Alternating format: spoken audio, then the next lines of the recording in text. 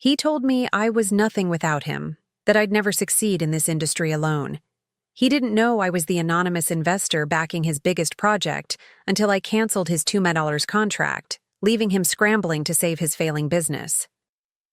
Before we jump back in, tell us where you're tuning in from, and if this story touches you, make sure you're subscribed, because tomorrow I've saved something extra special for you. The irony was delicious as Marcus strutted around his luxurious corner office, bragging to his business partners about their latest successful pitch. See what proper connections can do? He smirked, shooting me a condescending glance. Some people just don't understand this industry requires more than just ideas. His associates chuckled, all wearing custom Italian suits paid for with money I had secretly invested. They had no idea that the angel investor they'd been desperately trying to meet for months was sitting right there, dressed in my intentionally modest blazer, being talked down to yet again. Tomorrow, that same investor would pull the plug on their entire operation, starting with the $2 million contract that Marcus couldn't stop bragging about. The premium whiskey in his hand, my whiskey, like everything else in this office, caught the afternoon light as he continued his subtle jabs. Every word was being carefully documented, adding to the mountain of evidence that would justify the termination clause I'd built into our agreement. Speaking of connections, Marcus continued, swirling his aged bourbon. Our mystery investor just approved another milestone payment. $2 million, gentlemen. He paused for effect, savoring their impressed murmurs. That's what having the right reputation in this industry can do.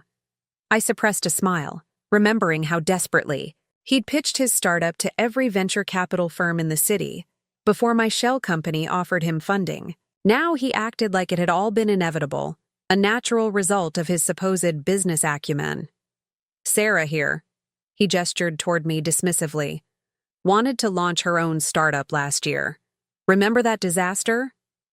More knowing chuckles from his inner circle. Thank God I convinced her to join us as a consultant instead. Some people just aren't cut out for the big leagues. I took a small sip of water, maintaining my practiced mask of quiet acquiescence. The same mask I'd worn 6 months ago when I first approached Marcus's struggling tech company through layers of carefully constructed corporate entities. He'd been 3 weeks away from bankruptcy then, though his current audience would never know it.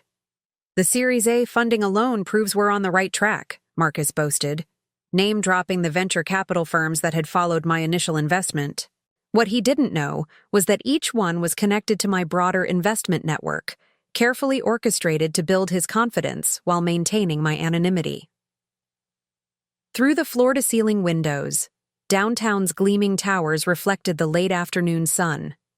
Somewhere in those buildings, my real empire operated smoothly without me, a technology conglomerate I'd built from scratch over the past decade. Marcus's little startup was just a small piece in my larger strategy, though his ego would never let him see it. Another round? Marcus offered, reaching for the bottle of Macallan 25 I'd had delivered to the office last week. We should celebrate securing that government contract. Sarah, be a dear and grab some fresh glasses from the kitchen. I stood quietly, playing my role perfectly. Inside, I was reviewing the termination proceedings set for tomorrow morning. The documentation of his mismanagement was extensive. The unofficial meetings with competitors, the misappropriated development funds, the steady stream of talented employees driven away by his toxic leadership style. Don't forget the ice this time, he called after me, triggering another round of sycophantic laughter. Detail-oriented thinking. That's what separates the leaders from the support staff. In the kitchen, I checked my secure phone. A message from Rita, my chief operating officer and one of the few who knew my true identity, flashed on the screen. Final documentation complete. Board briefed. Tomorrow's meeting confirmed. I smiled, thinking of the carefully orchestrated revelation to come. The board had always known me as Alexandra Chen, the reclusive tech investor who'd saved their company from bankruptcy. Tomorrow they would finally meet their principal investor in person, not as the mysterious benefactor behind their success, but as Marcus's support staff. As I arranged the crystal tumblers on a silver tray, another message came through. Legal team standing by, all contracts reviewed, termination clauses ironclad. The sound of Marcus's booming laughter echoed down the hallway. Once, his constant belittling would have angered me. Now it just added another entry to the documentation. Hostile work environment, persistent pattern of discriminatory behavior. Gathered the tray, remembering my mentor's words from years ago. Success isn't about who talks the loudest. It's about who has the patience to wait, watch, and strike at exactly the right moment. The perfect moment had finally arrived. In less than 24 hours, I would walk into their board meeting not as Sarah the consultant, but as Alexandra Chen, majority investor and the architect of their impending downfall. The thought brought a small smile to my face as I headed back to the office, ice clinking softly against crystal, counting down the minutes until tomorrow's sweet revelation. The private. Elevator hummed softly as I rode down to my waiting car, leaving Marcus and his associates to their celebratory drinks. My driver, Thomas, who was actually my head of security, gave me a knowing look in the rearview mirror as I settled into the back seat. "Quite a performance today, Ms. Chen," he said quietly, pulling away from the curb. Like Rita, Thomas was one of the few who knew my dual identity.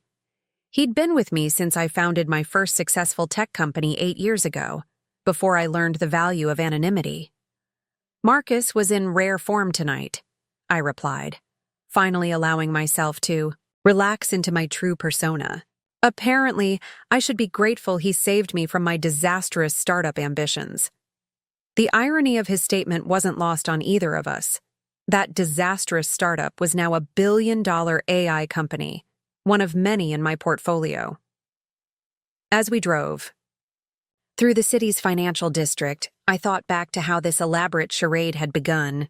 6 months ago, Marcus's company, Innovatech Solutions, had caught my attention, not for their success, but for their wasted potential. Their core technology was brilliant, developed by a team of engineers who deserved better than Marcus's. Leadership. "The latest report from HR came in," Thomas mentioned, handing me a tablet. 3 more resignations this week, all from the core development team. I scrolled through the exit interviews, each telling the same story. Toxic management, credit stealing, discriminatory promotion practices. Marcus hadn't always been this way. When I first met him at a tech conference 2 years ago, he'd seemed different, passionate about innovation, eager to make a difference. Success had changed him, or rather, the illusion of success had revealed his true nature. "Remember when he first pitched to your shell company?" Thomas asked, a slight smile playing at his corners of his mouth. "All that talk about revolutionary, leadership and inclusive workplace culture?" I remembered it well. Marcus had stood in front of my representatives, selling a vision of corporate responsibility and collaborative innovation. 2 weeks later, I'd witnessed him berating a junior developer for daring to question his technical decisions. That's when I'd decided to implement my long-term strategy. Through layers of corporate entities and investment firms, I'd orchestrated a rescue package for Innovatech. The terms were generous, too generous, as my financial advisors had warned. But I wasn't interested in immediate returns. I wanted something more valuable, documented evidence of how power corrupts and the opportunity to protect the brilliant. Minds trapped under Marcus's leadership. My phone buzzed with a message from Rita. "Marcus just sent another all-hands email taking credit for the Morrison project's success." I pulled up the email, adding it to our growing documentation. The Morrison project had been saved by the same junior developer Marcus had humiliated, a fact conveniently omitted from his self-congratulatory message. "Your consultation meeting is scheduled for 9 a.m. tomorrow," Thomas reminded me, turning onto the private road leading to my actual office. Marcus insisted on having his entire leadership team present. "Of course he did," I smiled. He never misses an opportunity to showcase his supposed superiority. The meeting was supposedly to discuss my suggestions for improving team morale, suggestions that Marcus had invited me to present, purely so he could publicly dismiss them. We pulled into my private parking garage, and I felt the familiar transformation beginning. Here, in my real office, I wasn't Sarah, the modest consultant. I was Alexandra Chen, CEO of one of the largest technology investment firms in the country. The building's sophisticated security system acknowledged my presence, and the executive elevator opened silently. "Rita's waiting in your office," Thomas informed me. "She's finalized the termination proceedings." As the elevator rose to the top floor, I watched the city lights twinkle below. Somewhere out there, Marcus was probably still holding court with his sycophants, unaware that his reign was about to end. My actual office was everything Marcus's pretended to be, understated but undeniably powerful. Rita stood at my desk, surrounded by holographic displays showing real-time data from all my portfolio companies, including Innovatech. "Marcus just approved another unnecessary executive retreat," she reported, pulling up the financial documents. 4 days at a luxury resort, while the development team's budget request for essential equipment was denied. I settled behind my desk, reviewing the latest reports. The pattern was clear and damning. Systematic mismanagement, resource misallocation, and a corporate culture that was driving away top talent. All meticulously documented, all justifying the termination clauses in our investment agreement. "The board members?" I asked, though I already knew the answer. "All confirmed for tomorrow's meeting," Rita answered. "They're expecting to meet Alexandra Chen for the first time. Marcus has been trying to get on the call list all week. Tomorrow he'll meet me in person," I said, signing the final authorization documents. "Just not in the way he expects." As night fell over the city, I reviewed the evidence one last time. Every email, every meeting recording, every financial decision, all painting a clear picture of a leader who'd lost his way. The technology his team had developed could revolutionize cloud computing, but under his leadership, it would never reach its full potential. "Your legal team just sent this over," Rita said, displaying a new document. "The engineers' stock options have been protected, as requested. Once Marcus is out, they'll retain their equity under the new management structure." I nodded, remembering the passion in those engineers' eyes when they talked about their work. They deserved a leader who would support their vision, not suppress it to feed his own ego. "Everything's in place," Rita confirmed, shutting down the displays. "Tomorrow at 9 a.m., Marcus's world changes completely." I stood at my window, watching. The city pulse with energy. Tomorrow would bring chaos and revelation, but tonight I savored the calm before the storm. After all, the best lessons in leadership sometimes require a dramatic demonstration of consequence. "Send me the latest project updates from the development team," I instructed Rita. It's time we started planning for Innovatech's future. Its real future after tomorrow's cleanup. As I reviewed the technical specifications late into the night, I couldn't help but smile at Marcus's words from earlier. Some people just aren't cut out for the big leagues. Tomorrow he'd learn exactly who belonged in which league. The earliest rays of sunlight were just beginning to paint the city skyline as I sat in my real office, reviewing the journey that had led to this moment. Most people thought Alexandra Chen had appeared out of nowhere 5 years ago, a mysterious tech investor with an uncanny ability to spot undervalued companies. The truth was far more interesting. 10 years ago, I was a software engineer with a groundbreaking idea for quantum encryption. Every venture capital firm in Silicon Valley had turned me down, not because of my technology, but because I didn't fit their image of a tech founder. "Too quiet," they said. "Not enough presence."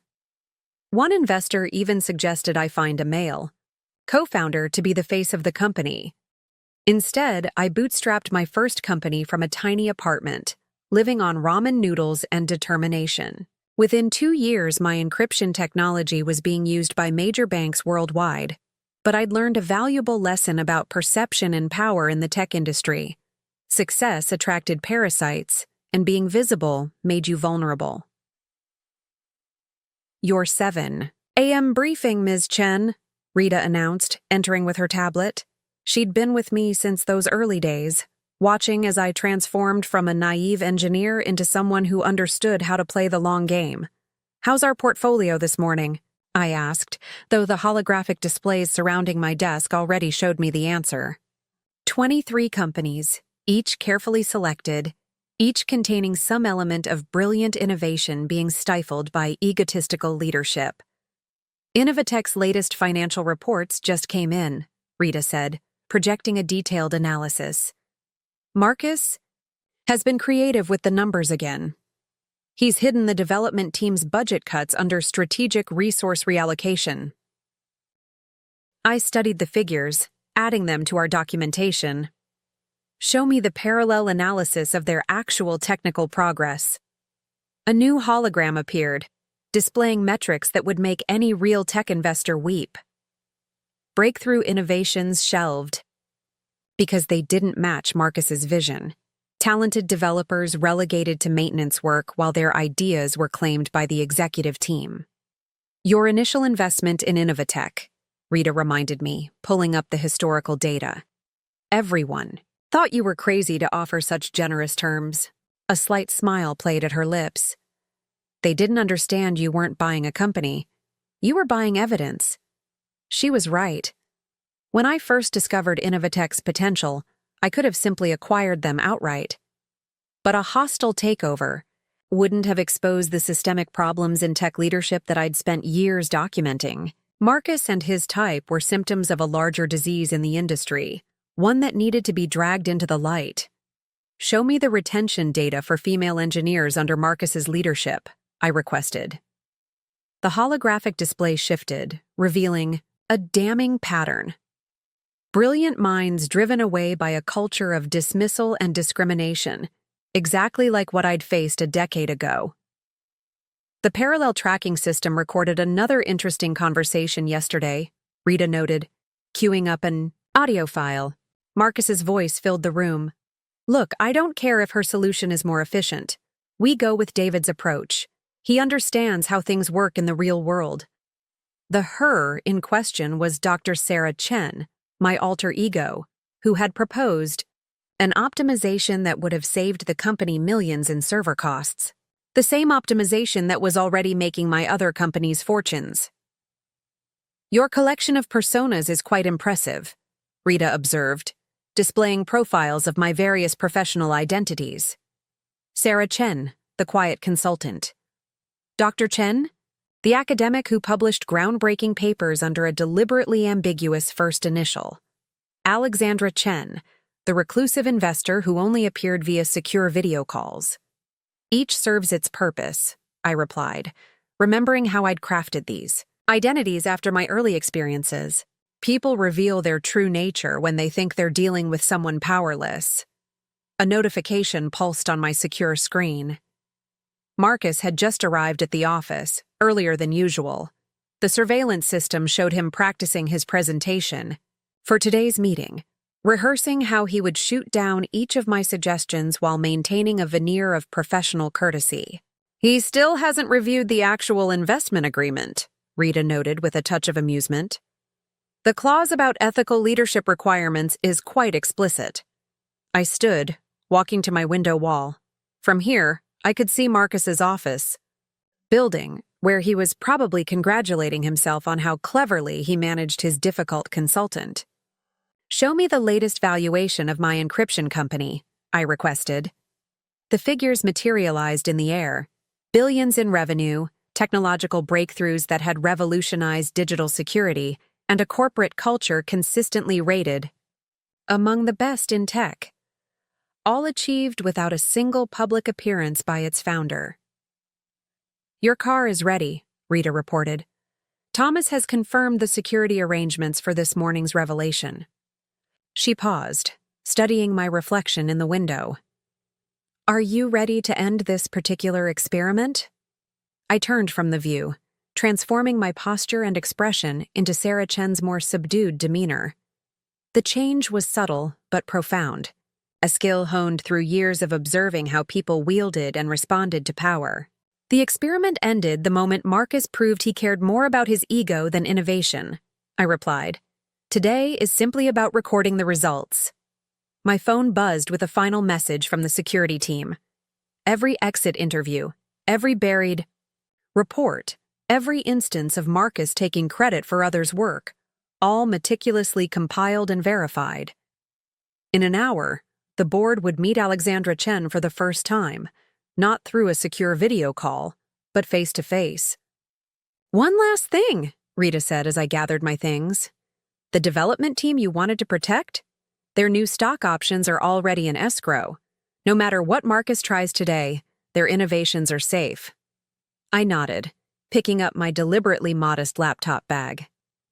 In it was every document needed to take back control of my investment and reshape Innovatech's future. Marcus thought he was going to spend today dismissing a consultant's concerns.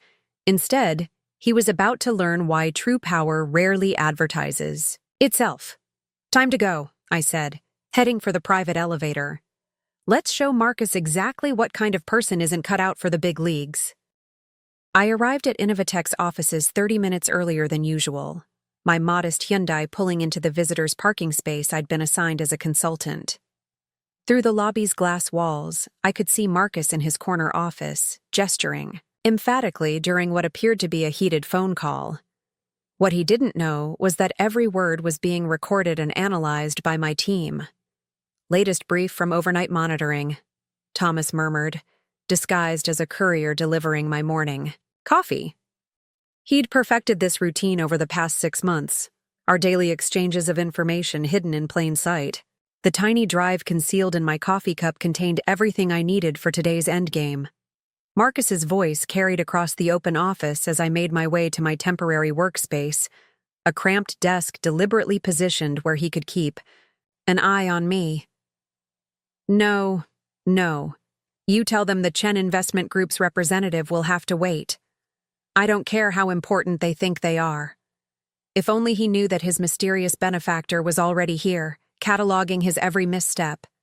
I powered up my laptop, connecting to our secure monitoring system. Multiple windows appeared, each tracking different aspects of our operation. Financial surveillance, every transaction Marcus had authorized in the past 6 months, color-coded for suspicious activity. The pattern was damning, resources consistently diverted from research and development to executive strategic initiatives. HR analytics, a steady stream of resignation letters from top talent, each citing similar reasons. Hostile work environment, credit theft, discrimination, all meticulously documented and cross-referenced. Communications monitor, Marcus's email exchanges with competitors, his attempts to shop around proprietary technology that wasn't his to sell. The encryption he thought unbreakable was child's play compared to what I'd developed years ago. "Morning, Sarah!" Marcus's voice boomed behind me, making me jump slightly.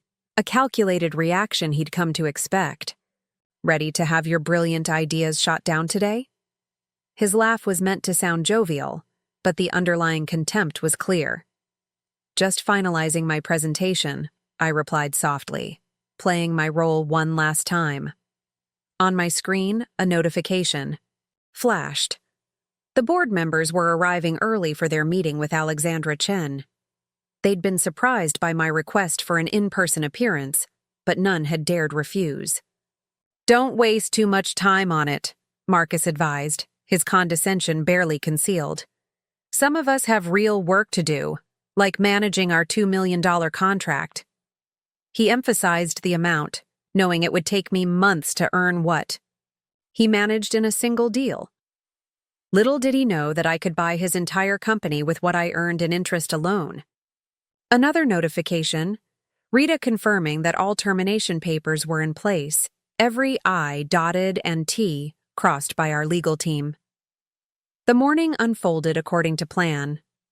I watched as Marcus paraded around the office, holding court with his executive team, each of them subtly jockeying for position. Their conversations were all captured by the ambient recording system I'd had installed during the office's security upgrade 3 months ago. The investor call went well, Marcus announced to no one in particular, though he made sure I could hear. They're impressed with my vision for the company. Sometimes it's all about who you know, right, Sarah? I nodded meekly while sending a coded message to Rita. Initial position confirmed. Proceed with Phase 1.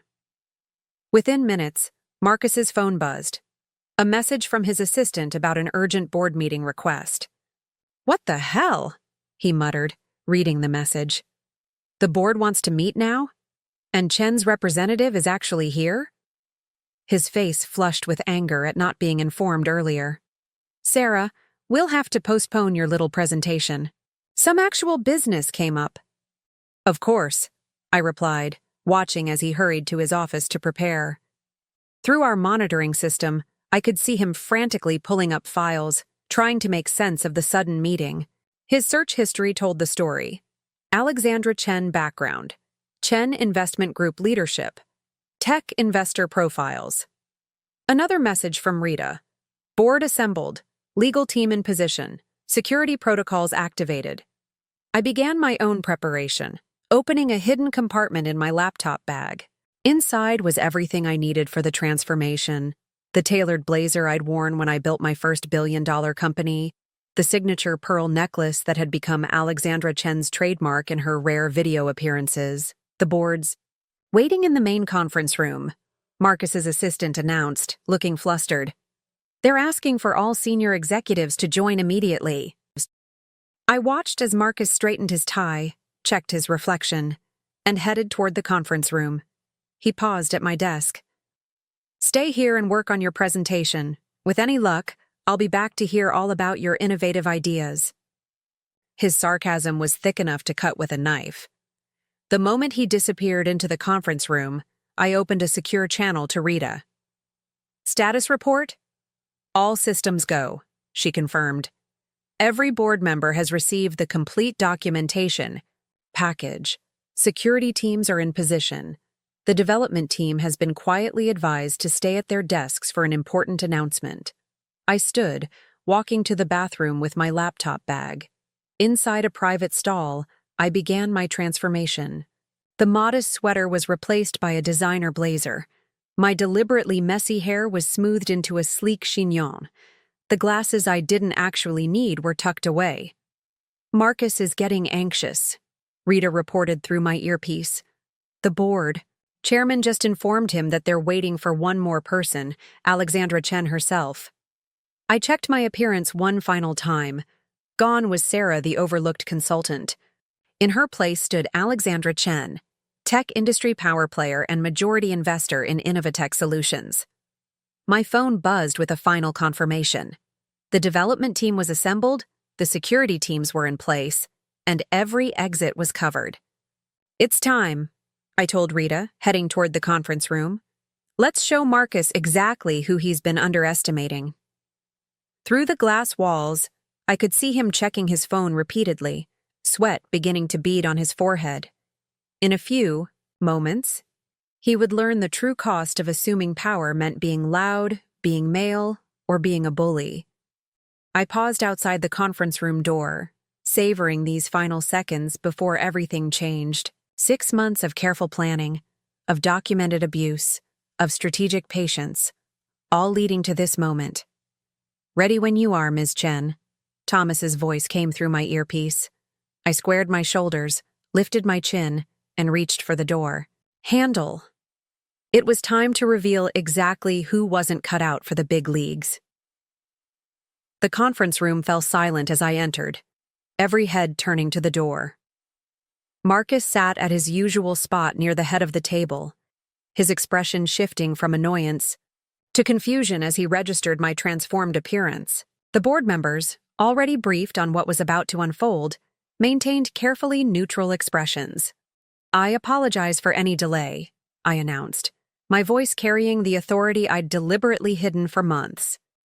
Gone was Sarah's hesitant tone, replaced by the confident command of Alexandra Chen.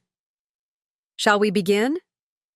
Marcus stood abruptly, his chair scraping against the floor. Sarah? What are you doing here? This is a closed board meeting. We're waiting for Alexandra Chen? I finished for him, placing my portfolio on the table. She's here. The color drained from Marcus's face as realization began to dawn. Behind him, the large display screen came to life, showing a compilation of data that my team had spent months gathering. Financial records, email exchanges, surveillance footage, all documenting his reign of mismanagement and abuse. This is some kind of joke, he attempted to laugh, looking around for support. But the board members remained stoically silent. Sarah's just a consultant. I'm the principal investor in Innovatech Solutions. I cut him off, my voice sharp as a blade. The one you've been desperately trying to meet for the past 6 months. The one whose investment saved this company from bankruptcy, though you've been taking credit for that particular miracle. Marcus's face cycled through emotions: disbelief, anger, fear. That's impossible. Alexandra Chen is standing right in front of you, I finished, nodding to Rita, who had entered silently behind me. She distributed folders to each board member, containing the final documentation they would need. If you'll direct your attention to the screen, I continued, as Marcus sank slowly back into his chair, you'll see a comprehensive record of your leadership over the past 6 months. Section 1 details the financial mismanagement. The display showed transaction after transaction, each one color-coded to highlight discrepancies. Marcus's eyes darted between the screen and my face, his earlier confidence evaporating with each damning slide. This is taken out of context, he protested weakly. Those allocations were strategic decisions, like the decision to slash the development team's budget while approving a luxury retreat for executives. I pulled up the specific documentation. Or perhaps you'd like to explain why key innovations were repeatedly shelved in favor of quick profit schemes? The board chairman cleared his throat. Mr. Davidson, these numbers are deeply concerning. The pattern of resource misallocation alone— Pattern? Marcus interrupted, desperation creeping into his voice. There is no pattern. Sarah, Ms. Chen, whatever you're calling yourself, you can't just come in here and— Actually, I can, I stated calmly, signaling Rita to distribute the next set of documents. As majority investor, my agreement with Innovatech includes specific clauses regarding ethical leadership and resource management. Clauses you apparently never bothered to read. The screen shifted to display sections of the investment agreement, with key phrases highlighted. Marcus's face grew paler as he finally read the terms he'd so casually dismissed months ago. But the development team reports show progress, he argued, grasping at straws. Our metrics are artificially inflated, I finished, pulling up the real data. Did you think I wouldn't notice you taking credit for innovations you actively suppressed? That I wouldn't track the exodus of talent under your leadership? The room fell silent as a series of resignation letters appeared on screen, along with exit interviews and documented instances of harassment. Marcus's treatment of the development team, his pattern of claiming credit for others' work, his systematic suppression of voices he deemed threatening, all laid bare in meticulous detail. I've been running this company successfully, he tried, his voice losing its usual bombast. The $2 million contract was secured by the same team you've been belittling and undermining, I corrected. The same team whose budget you cut to fund your executive retreats. The same team watching this meeting right now through our secure feed. Marcus's head snapped up at that last revelation, suddenly aware that his humiliation had an audience. Beyond the boardroom, through the glass walls, he could see his employees gathered around their monitors, watching his carefully constructed facade crumble. The board has already reviewed the complete evidence, I informed him, my voice carrying the weight of absolute authority. They've unanimously approved the leadership change, effective immediately. You can't do this, Marcus stood again, desperation giving way to anger. You tricked me. Played some sort of game? No, Marcus, I cut him off. You played yourself. Every time you dismissed an innovative idea because it came from the wrong person. Every time you chose ego over excellence. Every time you told me I wasn't cut out for the big leagues. The irony of his own words hitting him visibly. 6 months of condescension, of subtle abuse, of assumed superiority, all based on a facade I'd constructed specifically to document his true character. Security is waiting outside, I noted as Thomas appeared at the conference room door. They'll escort you to HR to process your termination. Your access to all systems has already been revoked. My contract, he began, but I was already shaking. My head has a very specific clause about ethical leadership requirements, I finished. Requirements you've systematically violated, as this morning's presentation has demonstrated beyond any doubt. Marcus looked around the room one last time, searching for any ally, any escape route. Finding none, his shoulders slumped in defeat.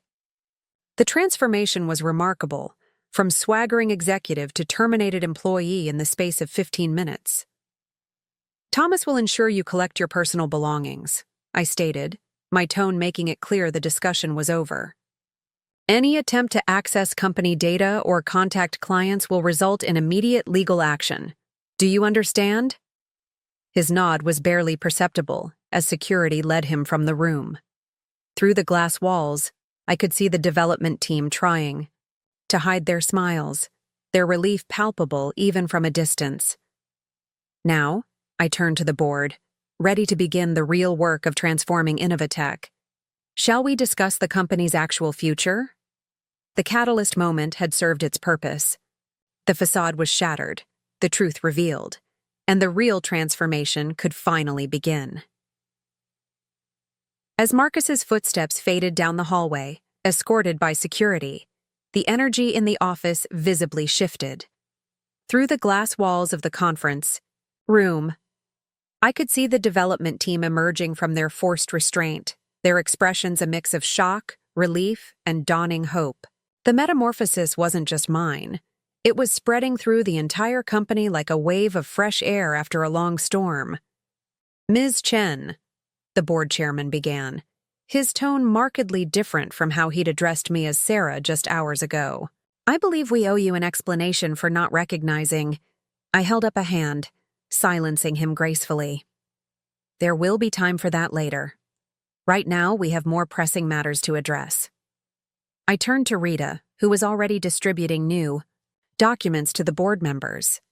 The company's restructuring plan, effective immediately. The transformation continued to ripple through the building. Word was spreading rapidly. Marcus's tyranny was over, and the mysterious Alexandra Chen had been among them all along, watching, documenting, preparing for this moment.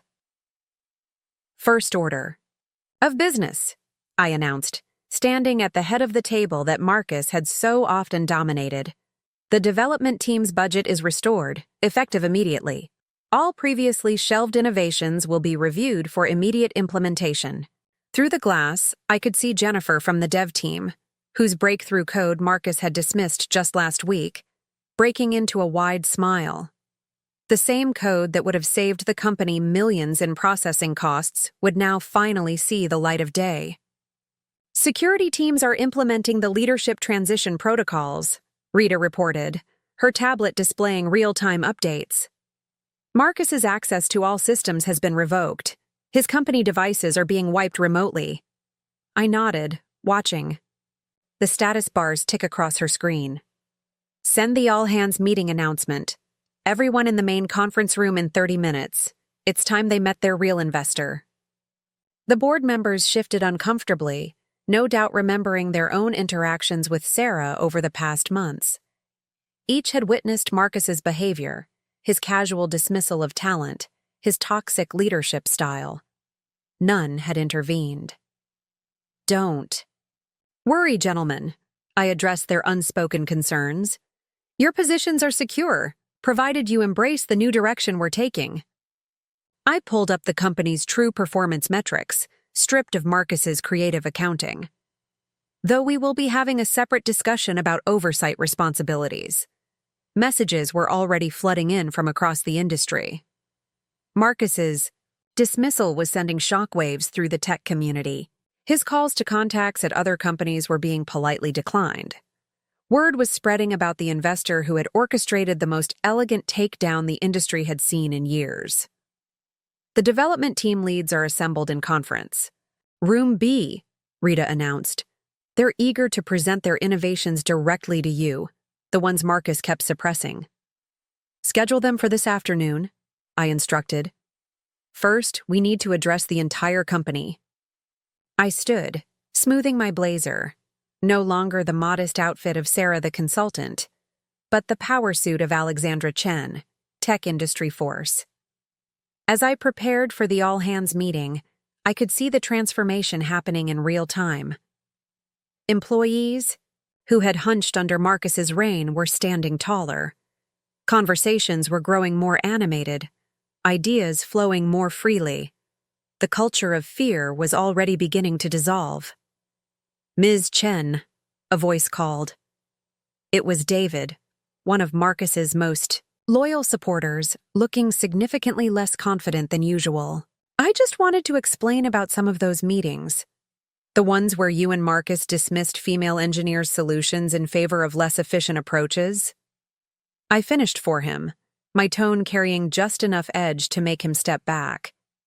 We'll discuss your future with the company this afternoon. For now, I suggest you review the new ethics guidelines Rita just sent to your inbox.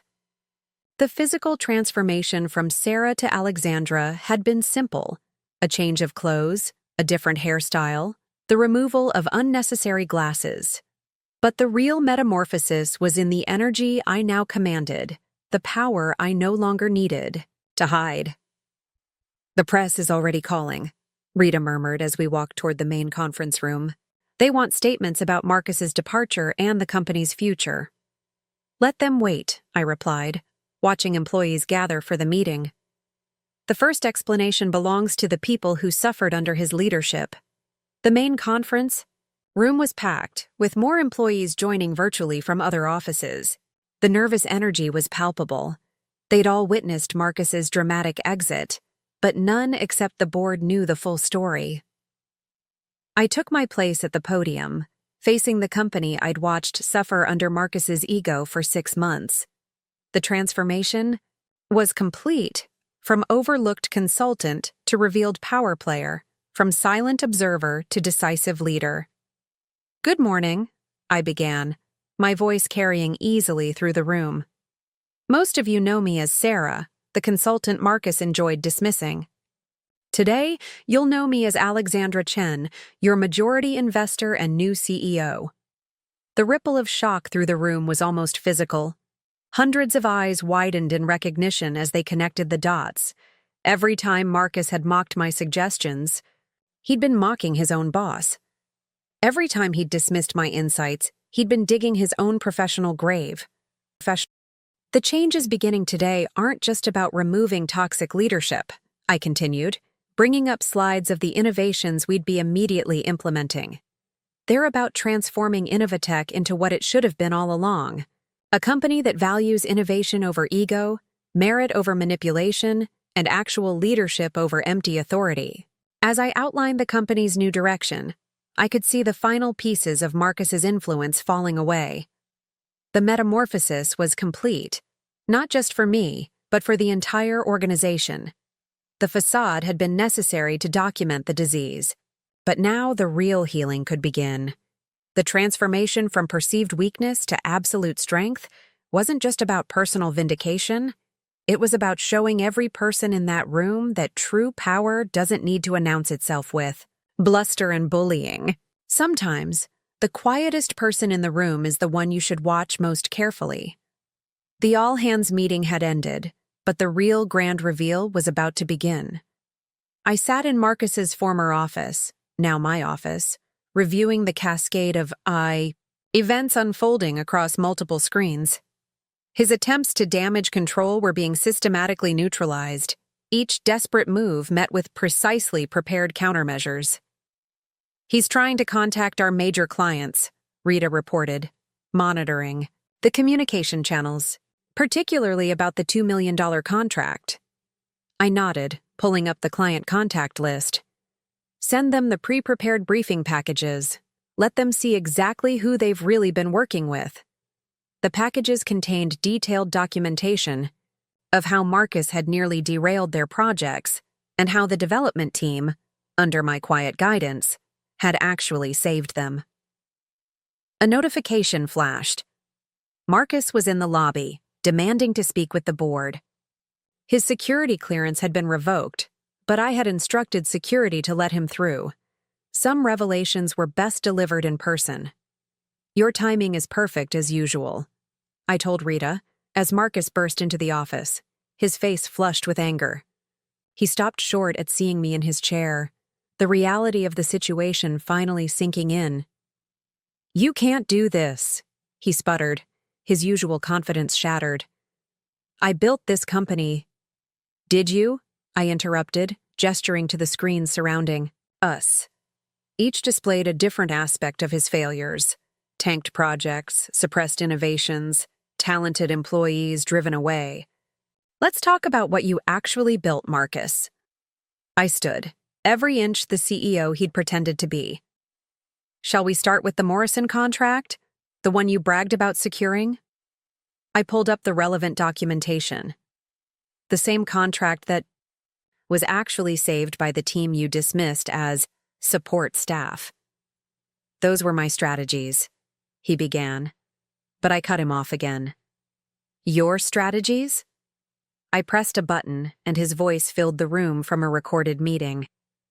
We don't need fancy algorithms. Just stick to the basic package. They'll never know the difference. Another button. Just bury that efficiency report. Nobody reads those anyway. Marcus's face paled as his own words condemned him. You've been spying on me? Documenting. I corrected. Every instance of mismanagement. Every suppressed innovation. Every time you chose ego over excellence. The screens filled with more evidence. Emails, meeting recordings, financial records. Would you like to see your conversation with competitors about selling proprietary technology? Or perhaps your creative accounting to hide development team budget cuts?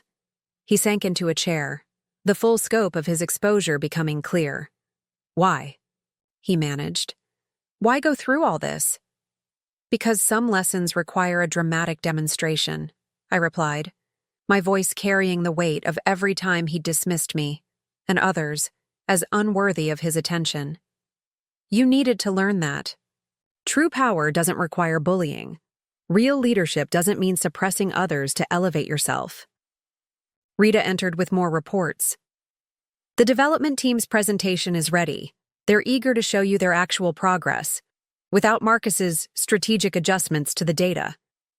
Marcus winced at the phrase. His own words again turned against him. Through the glass walls, we could see the office transforming. Teams were gathering, discussing ideas openly for the first time in months.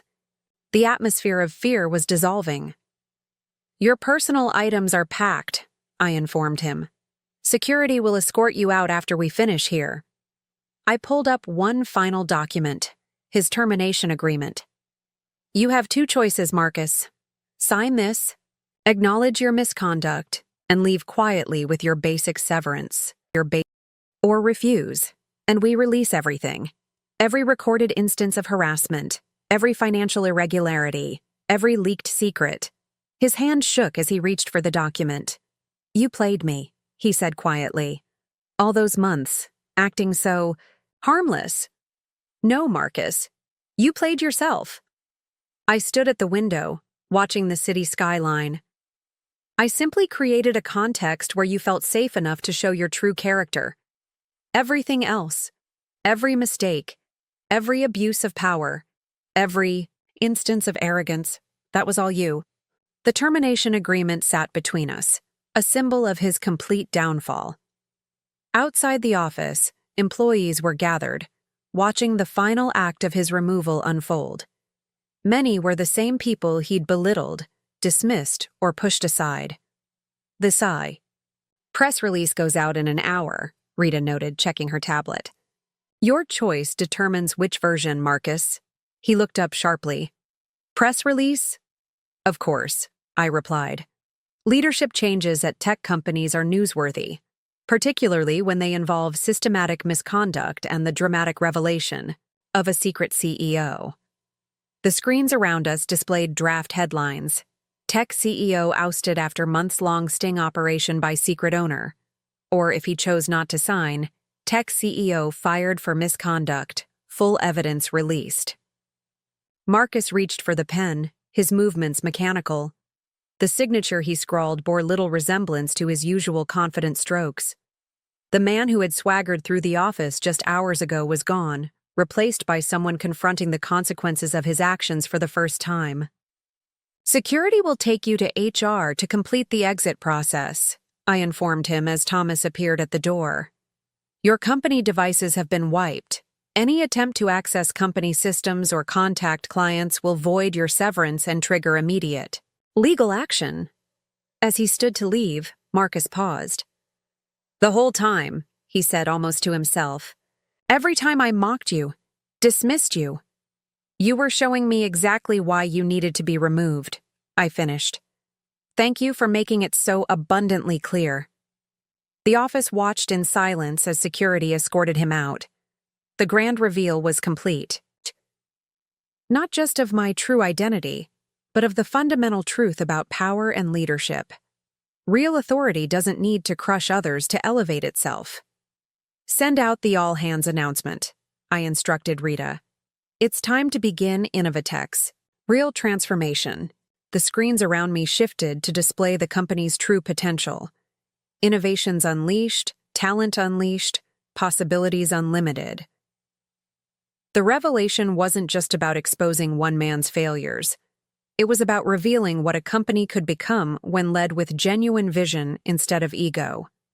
And that revelation was just beginning. The hours following Marcus's departure unfolded like a carefully orchestrated symphony of consequences. Each movement brought new revelations, new adjustments, and new understanding of just how deeply his toxic leadership had affected Innovatech. I stood in my office, no longer playing the role of the meek consultant, watching the immediate aftermath spread through multiple channels. Rita's tablet buzzed continuously with updates from across the company and the broader tech industry. Marcus's LinkedIn profile has already been updated, Rita reported, a hint of satisfaction in her voice. Though seeking new opportunities, might be optimistic given how quickly the news is spreading. I glanced at the social media monitoring dashboard. The tech community was ablaze with the story, not just of Marcus's removal, but of how it had been orchestrated. His industry, contacts, already distancing themselves, Rita confirmed, pulling up messages from our surveillance system. 3 speaking engagements canceled in the last hour. The Tech Leadership Conference has quietly removed him from their panel on innovation and inclusive management. The irony wasn't lost on anyone. A notification flashed on my private screen. Marcus attempting to access company servers from his home computer. Send him a reminder about the terms of his separation agreement, I instructed, and activate the secondary security protocols. The immediate professional consequences were just the beginning. Through our monitoring systems, we could see the ripple effects spreading. His former executive team is scrambling, Rita noted, displaying their frantic message exchanges. Half are trying to claim they were uninvolved in his decisions. The other half are updating their resumes.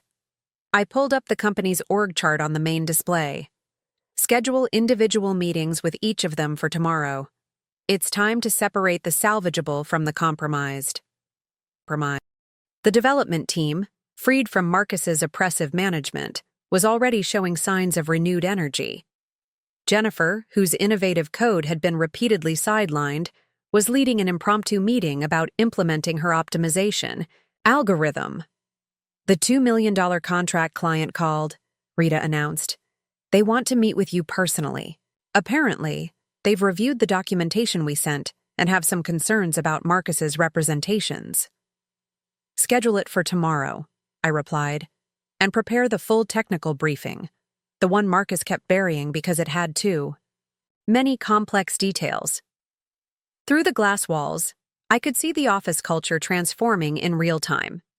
Teams that had been siloed under Marcus's divide-and-conquer management were naturally coming together. Ideas that had been suppressed were finally being voiced. His industry blog post just went live, Rita reported, bringing up the screen.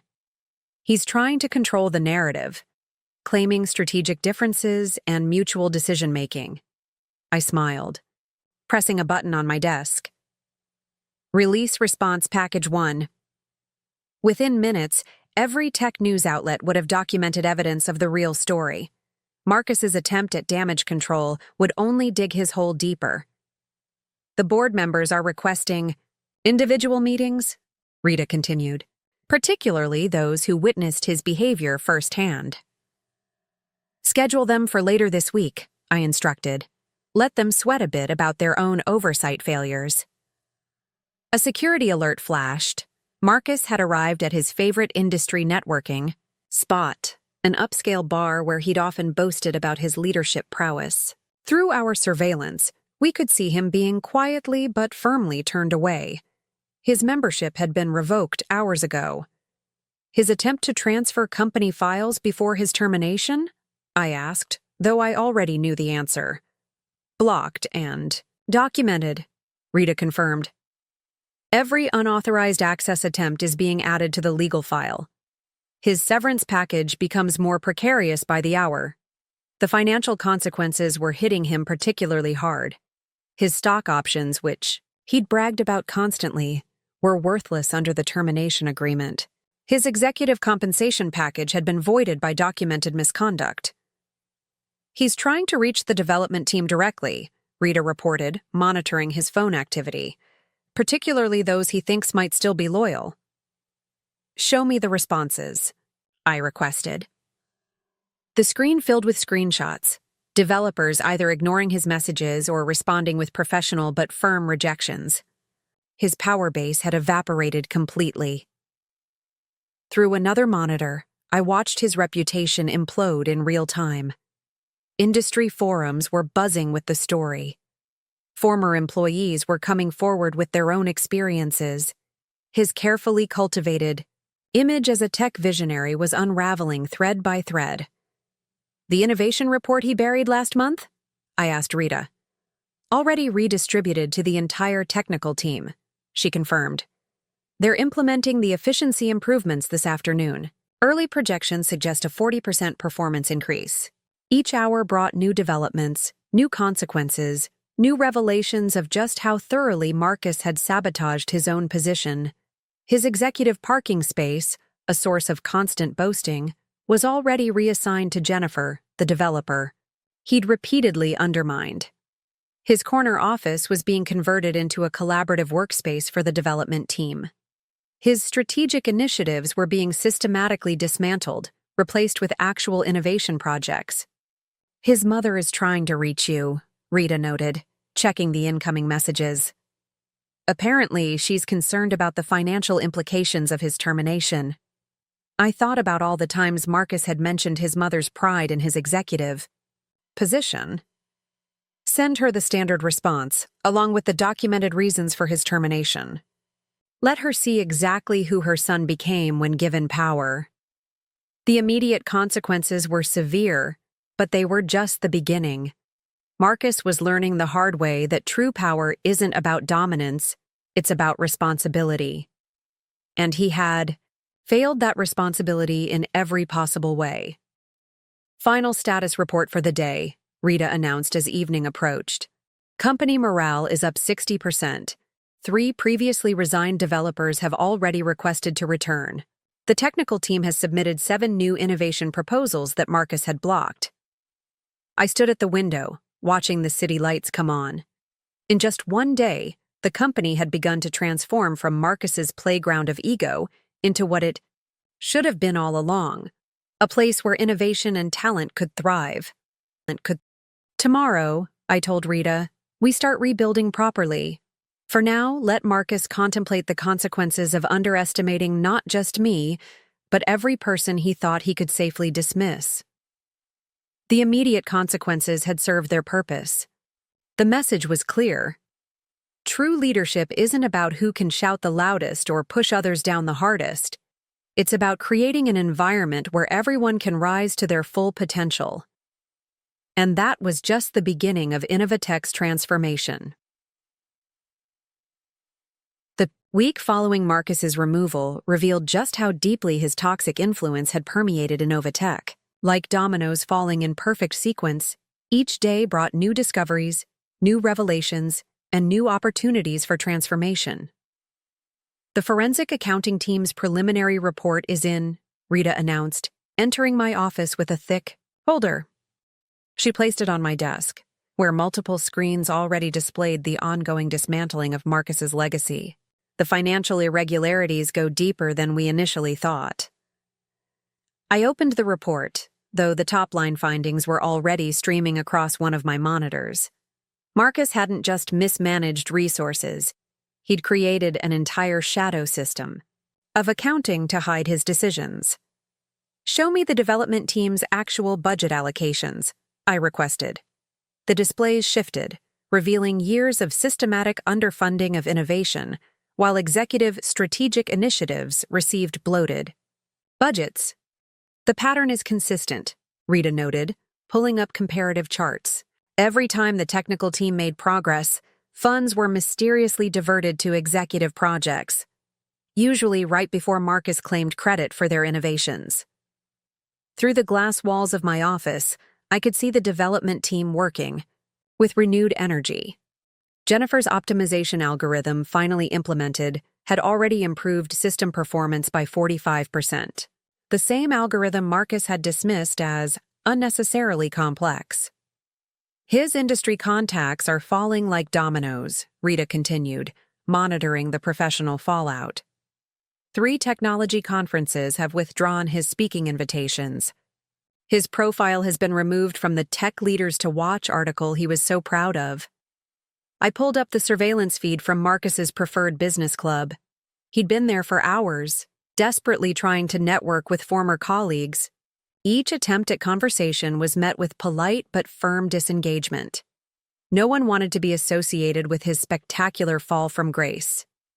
"The client audit results?" I asked, though the data was already scrolling across my screens. "Complete. Verification of our suspicions," Rita confirmed. Marcus had been misrepresenting our technical capabilities to close deals, then forcing the development team to work impossible hours to cover his promises. The domino effect was spreading beyond Innovatech. Other companies were launching internal reviews, suddenly concerned about their own leadership practices. Marcus's dramatic exposure had triggered a broader conversation about toxic management in the tech industry. "His former executive team's exit interviews are revealing," Rita noted, bringing up the transcripts. One by one, they were admitting to their roles in his systematic suppression of talent. Some were trying to save themselves by providing additional evidence of his misconduct. "His attempts to access company data continue," Rita reported, showing the security logs. Each failed attempt added another violation to his separation agreement. The severance package he'd fought to keep growing more precarious by the hour. The monitors displayed the ongoing transformation. Development team morale up 70%. New project proposals, 23 submitted in 1 week. System efficiency, improving daily. Client satisfaction, rising steadily. "The press coverage is intensifying," Rita added, displaying multiple news feeds. The story had evolved beyond a simple CEO removal. It had become a case study in how toxic leadership can strangle innovation, and how its removal can unleash unprecedented potential. "Marcus's last supporter on the board has resigned," Rita announced, updating the organizational chart. His letter cited personal reasons, but the timing. "Send him the evidence package we compiled," I instructed. "Let him understand exactly what he was supporting." The systematic dismantling of Marcus's influence continued throughout the day. Each hour brought new revelations. His executive training program, supposedly focused on innovation, was exposed as a network for suppressing new ideas that threatened his authority. His strategic partnerships were revealed to be personal networking opportunities that provided no value to Innovatech. His efficiency initiatives were shown to be thinly veiled attempts to consolidate power by eliminating positions that challenged his decisions. The development team has requested a meeting, Rita reported. They've compiled a list of shelved innovations that could revolutionize our product line. Schedule it immediately, I responded, and prepare to allocate the resources Marcus had reserved for his executive retreat to actual development. Through our monitoring systems, we could see Marcus growing increasingly desperate. His calls to industry contacts were going unanswered. His former mentors were publicly distancing themselves. His carefully constructed network of influence was unraveling thread by thread. His personal technology accounts have been suspended, Rita noted. Apparently, he used company credentials to access premium services. The providers are not pleased. The domino effect had spread to every aspect of his professional life. His industry blog was taken offline after multiple reports of misrepresented achievements. His technical certifications were under review due to documented misuse of company resources. His professional memberships were being revoked as evidence of his misconduct spread. The client he claimed was impossible to work with has reached out, Rita reported. The one whose project he shelved because they questioned his technical decisions? Let me guess, they worked directly with our development team? Exactly. Jennifer had solved their technical challenges months ago. Marcus buried the solution because it didn't match his strategic vision. Each revelation strengthened our position. Marcus had built his authority on suppression and fear, and like all such structures, it collapsed completely once the foundation was removed. Final update for the day, Rita announced as evening approached. The development team's morale metrics are at historic highs. 3 more resigned engineers have requested to return. And the system optimization Jennifer implemented has exceeded all projected performance metrics. I stood at my window, watching the city lights emerge. The systematic dismantling of Marcus's influence had been necessary, but it was only the beginning. The real work, building something better in place of what he'd destroyed, was just beginning. Tomorrow, I told Rita, we start implementing the innovations he suppressed.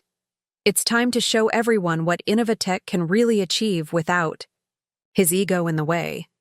The domino effect had served its purpose. Marcus's carefully constructed facade of authority had crumbled, revealing the truth he'd tried so hard to hide.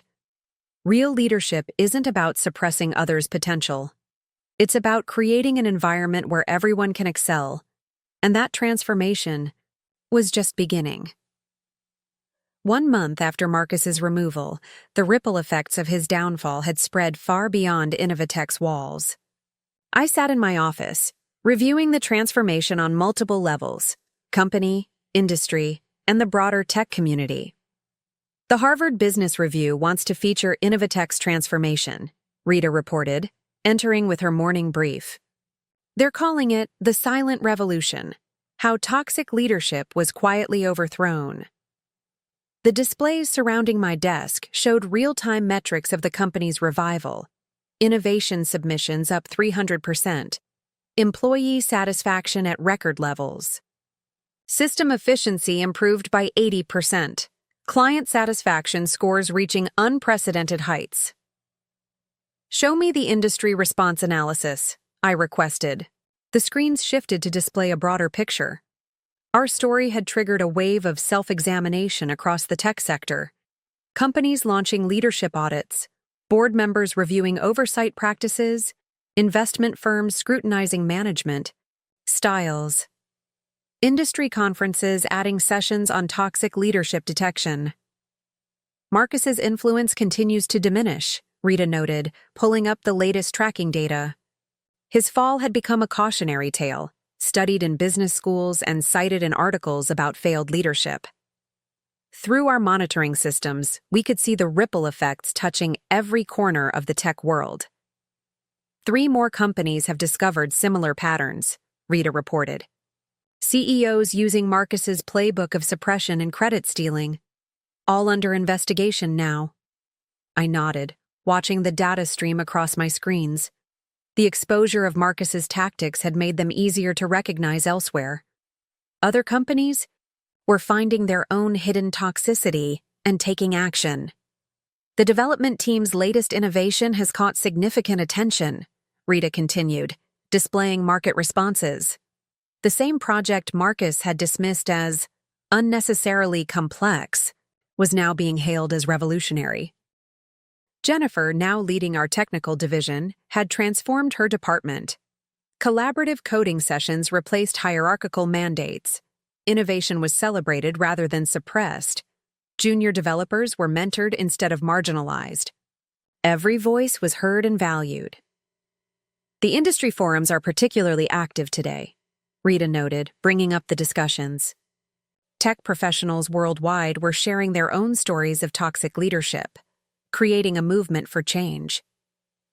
Through another monitor, I watched Marcus's continued professional descent. His attempts to secure new positions were met with polite rejections. His speaking engagements remained canceled. His industry influence had evaporated completely. His former allies had distanced themselves permanently. The ripple effects in venture capital are interesting, Rita observed, showing investment. Trend data. Firms were adding new criteria to their due diligence. Leadership style assessment, innovation culture, evaluation, employee satisfaction metrics, power distribution analysis. The transformation of Innovatech had become a blueprint for industry change. Our open innovation policy was being studied and replicated. Our collaborative development model was becoming a standard. Our employee empowerment strategies were being adopted widely. Our transparency initiatives were inspiring similar programs. The technical community's response has been overwhelming, Rita reported, displaying messages from developers worldwide. They saw our story as validation of their own experiences and a sign that change was possible. The ripple effects touched every aspect of the industry. Recruitment practices were being reformed. Management training was being redesigned. Company cultures were being reevaluated. Power structures were being questioned. Marcus's last attempt at damage control backfired spectacularly, Rita noted, bringing up recent news coverage. His effort to paint himself as a misunderstood visionary had only highlighted the contrast between his leadership and our new success. Through our monitoring systems, we could see the lasting impact of his exposure. Companies were implementing anti-bullying policies. Boards were strengthening oversight measures. Investors were demanding leadership accountability. Industry groups were developing new ethical guidelines.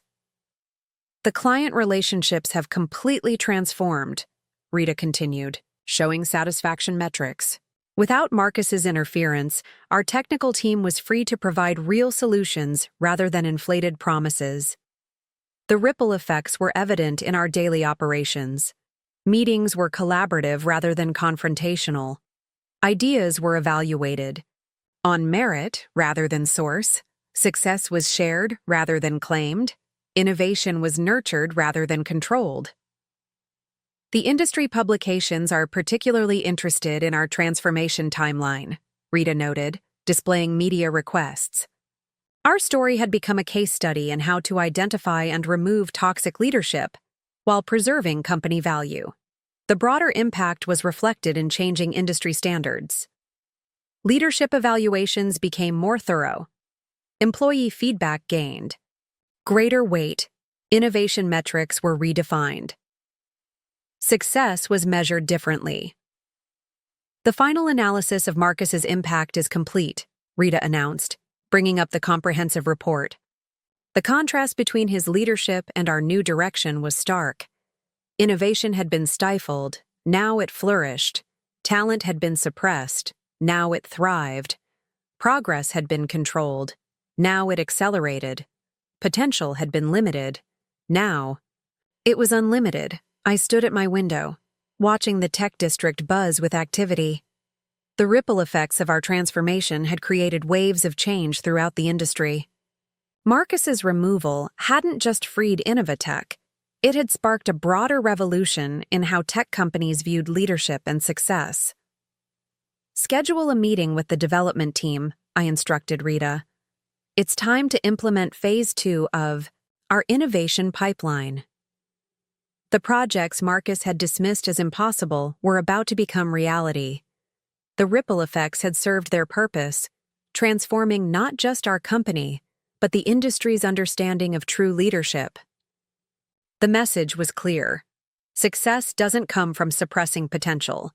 It comes from unleashing it, and that revolution was just beginning. 6 months after Marcus's removal, I stood in our newly redesigned headquarters, watching the vibrant pulse of true innovation in action. What had once been a monument to one man's ego was now a testament to collective brilliance unleashed. "The final performance numbers are in," Rita announced, joining me at the window. "They tell quite a story. And what a story it was." Innovatech had not just recovered from Marcus's toxic leadership, it had transformed into something he could never have imagined. Revenue had tripled. Innovation patents had increased tenfold. Employee retention reached 98%. Our stock value had quadrupled, but the real transformation couldn't be measured in mere numbers. "Jennifer's team just launched the quantum encryption protocol," Rita reported, pulling up the project dashboard. The same one Marcus called unnecessarily ambitious. The innovation that he had dismissed as impossible was now revolutionizing data security across the industry. Through the glass walls, I could see teams collaborating in the spaces that had once been executive offices. Marcus's corner office, his former throne room, was now a bustling innovation lab where junior developers worked alongside senior engineers, each voice equally valued. "Have you seen the latest industry report?" Rita asked, displaying an analysis that made me smile. Innovatech had become the gold standard for corporate transformation. Our management model was being studied at top business schools. Our innovation framework was being adopted industry-wide. Our collaborative culture was inspiring similar transformations. Our story had become a blueprint for positive changes for Marcus. The last we'd heard, he was teaching a night class on traditional business leadership at a local community college. His LinkedIn profile still listed him as a visionary tech executive, though his connection requests went largely ignored. "The game?" "Final irony," Rita noted, showing me his course syllabus, "is that his students are probably learning more from his failures than his instruction." I turned from the window to survey the office. Where Marcus had built walls, we'd created bridges. Where he had demanded silence, we encouraged dialogue. Where he had hoarded power, we distributed it. "The $2 million contract?" I asked. Though I already knew the answer. "Expanded to $20 million, Rita confirmed. The client was particularly impressed with how our collaborative approach solved problems Marcus had declared impossible. The transformation had rippled far beyond our walls. Other companies had started examining their leadership cultures. Investors were prioritizing healthy corporate environments. The industry had begun shifting away from the toxic genius paradigm. A new generation of leaders was emerging, focused on empowerment rather than control. "One last thing," Rita added, pulling up a final message. "The board wants to formally recognize the team's achievements. They're particularly impressed with how the company has exceeded all growth projections, without a single executive retreat or luxury conference." I smiled, remembering Marcus's insistence that such extravagances were essential for leadership. The money we'd saved on executive perks had funded 3 new innovation labs. "Should we release the final numbers?" Rita asked. I nodded, watching as she distributed the report that would show the world exactly what happens when you remove toxic leadership and let talent flourish.